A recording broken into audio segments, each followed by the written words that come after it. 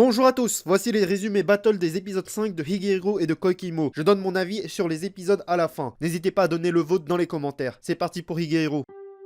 Le MC ramène la senpai chez lui. La lycéenne et la senpai vont très vite le demander de partir afin d'avoir une discussion privée. La lycéenne révèle son passé de prostituée, le reste de la conversation se tourne autour de la confiance entre les deux personnages, mais la senpai dit tout de même que ça doit être fait dans un cadre plus légal, donc avec l'autorisation des parents. Elle la demande aussi de profiter de sa vie de lycéenne et d'arrêter de fuir. La lycéenne comprend parfaitement sa situation et elle décide de faire face à son passé pour son propre bien et pour celui du MC. Après cela, elle parle d'amour, spécialement des sentiments que la senpai a pour le MC. Changement de scène, le MC croise la Kohai à l'extérieur, elle avait suivi toute la nuit et elle était jalouse de Miss Gros Lolo. Sinon, leur conversation tournait autour des priorités du MC, avoir une copine ou aider une inconnue. Le reste de l'épisode est sans intérêt. Passons à l'épisode 5 de Kokimo.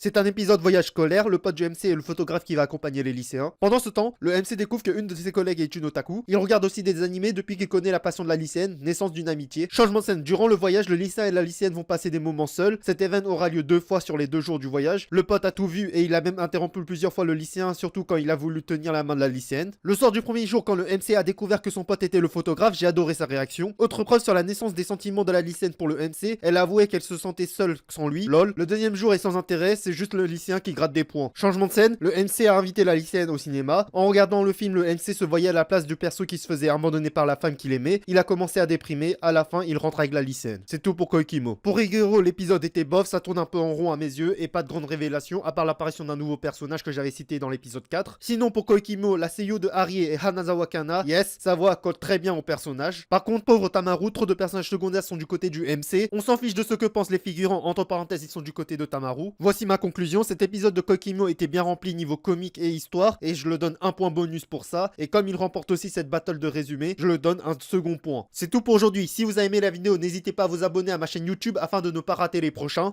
C'était Nanashi Hachiniroku, à plus.